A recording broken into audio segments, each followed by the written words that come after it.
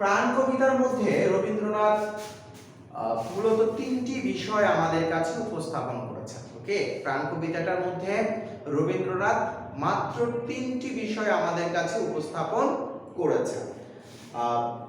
এই কবিতার মধ্যে প্রথমে কবি এই পৃথিবীর প্রকৃতির রূপ সৌন্দর্যে মুগ্ধ হওয়ার কথা বলেছেন, যে তিনি এই পৃথিবীর হাসি কান্না, মানুষের সুখ দুঃখ, এই বিষয়গুলোকে এমন ভাবে গ্রহণ করেছেন যে এই মায়াময় পৃথিবী ছেড়ে তিনি অন্য কোথাও যেতে চান না।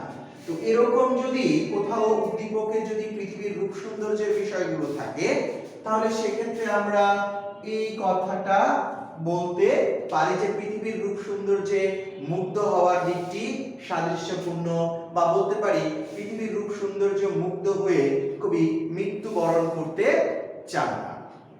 যদি প্রকৃতির প্রতি ভালোবাসা থাকে, প্রকৃতির প্রতি মুগ্ধতা থাকে, তাহলে আমরা এখানে এই কথাটা বলবো। এই কথাটা দুটো লাইনে এসেছে, যে মরিতে চাই না আমি সুন্দর ভুবনে, মানে কবি এই পৃথিবীর রূপ সৌন্দর্যে মুগ্ধ, তাই এই পৃথিবী ছেড়ে তিনি অন্য কোথাও চলে যেতে চান না। ওকে, তো এখান থেকে আমরা যেটা লিখতে পারি যে এই পৃথিবী সুন্দর ও আকর্ষণীয়, মানুষের হাসি কান্না, মান অভিমান, আবেগ ভালোবাসায় পরিপূর্ণ। এ কারণে কবি পৃথিবীর মায়ার বন্ধন ছিন্ন করতে চান না বা পারেন না।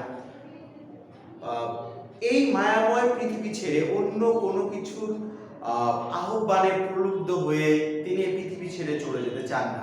আবার এরকমই একটা কথা আছে, এই পুষ্পিত কাননে, ওকে, এই সূর্য করে এই পুষ্পিত কাননে। এখানেও কবি প্রকৃতপক্ষে কি পৃথিবীর রূপ সৌন্দর্যে মুগ্ধ হওয়ার বিষয়টি কি করেছেন, আমাদের কাছে উপস্থাপন করেছেন।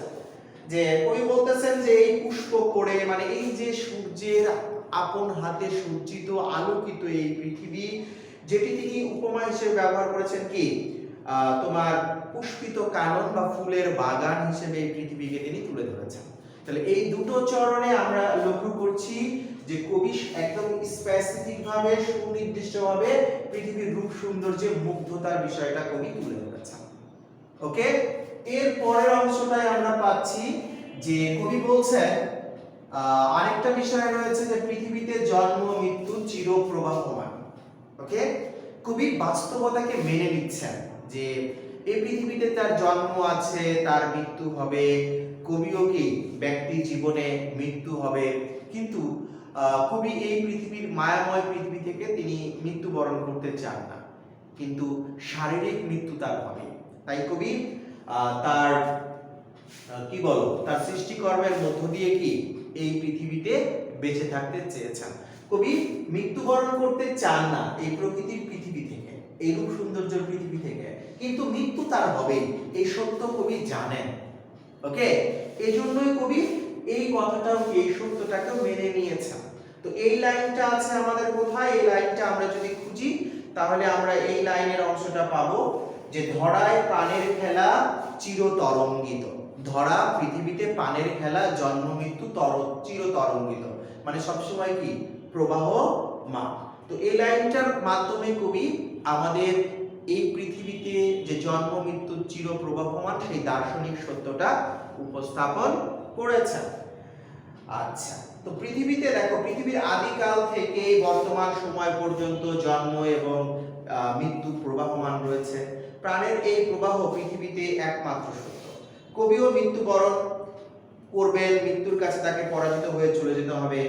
তাই কবি বৈচিত্র্যময় জীবনকে তার সাহিত্যকর্মে তুলে ধরার মাধ্যমে, আমি আবার বলছি যে মানুষের বৈচিত্র্যময় জীবনকে তার সাহিত্যে তুলে ধরার মধ্য দিয়ে কি মানব হৃদয়ে স্থান করে নিতে চেয়েছেন।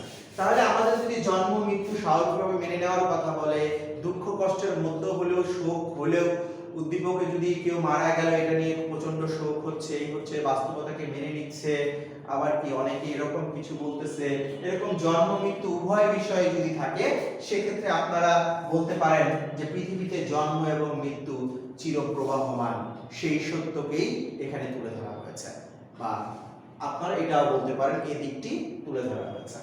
চূড়ান্ত এই কবিতার মূল সুর বা মূল দিক যেটা, সেই বিষয়টা নিয়ে যদি আমরা কথা বলি, তাহলে আমাদের এই কবিতার মূল সুর এবং মূল দিক হচ্ছে নিজের সৃষ্টিকর্মের মধ্য দিয়ে কি অমরত্ব লাভের আকাঙ্ক্ষা, অমরত্ব অর্জনের আকাঙ্ক্ষা। এখানে বারবার এই কথাগুলো অনেক লাইনের মধ্যে রয়েছে। আমরা প্রতিটা লাইন যদি একটু বলি তাহলে পাবো যে মানবের মাঝে আমি বাঁচিবার চাই।